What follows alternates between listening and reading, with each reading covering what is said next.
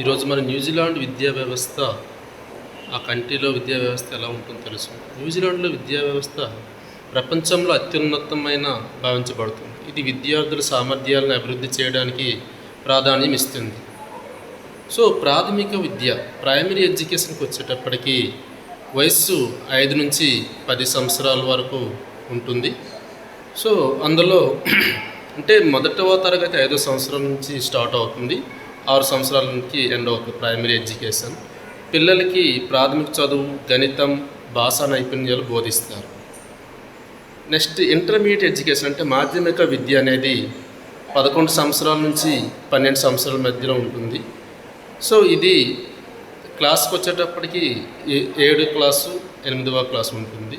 ఇది హైయర్ స్టడీస్కి పునాదిగా చెప్పుకోవచ్చు. నెక్స్ట్ సెకండరీ విద్య. ఈ సెకండరీ విద్య అనేది 13 సంవత్సరాల నుంచి 18 సంవత్సరాల మధ్య ఉంటుంది. Classes 9 to 13.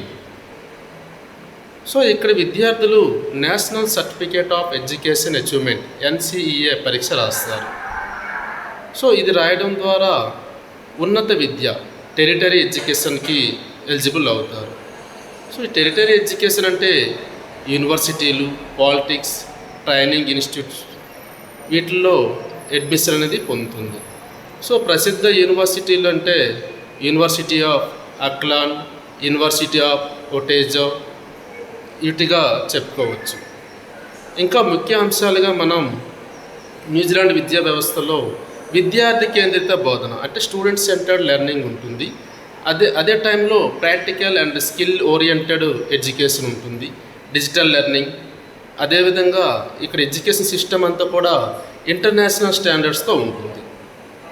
ప్రత్యేకతలకు వచ్చేటప్పటికి ఎడ్యుకేషన్ అంతా సృజనాత్మకంగా, విమర్శనాత్మక ఆలోచనతో ప్రోత్సాహం చేయబడుతుంది.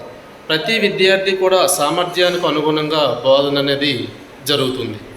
సో అంతర్జాతీయ విద్యార్థులకు మంచి అవకాశాలు కూడా కల్పిస్తుంటుంది. సో ఇది ఓవరాల్గా న్యూజిలాండ్ కంట్రీ యొక్క విద్యా వ్యవస్థ. మనం నెక్స్ట్ వీడియోలో ఇంకొక కంట్రీ గురించి విద్యా వ్యవస్థ గురించి తెలుసుకుందాం. కావాలనుకుంటే కంట్రీ నేమ్ని కామెంట్లో చెప్పండి. Thank you.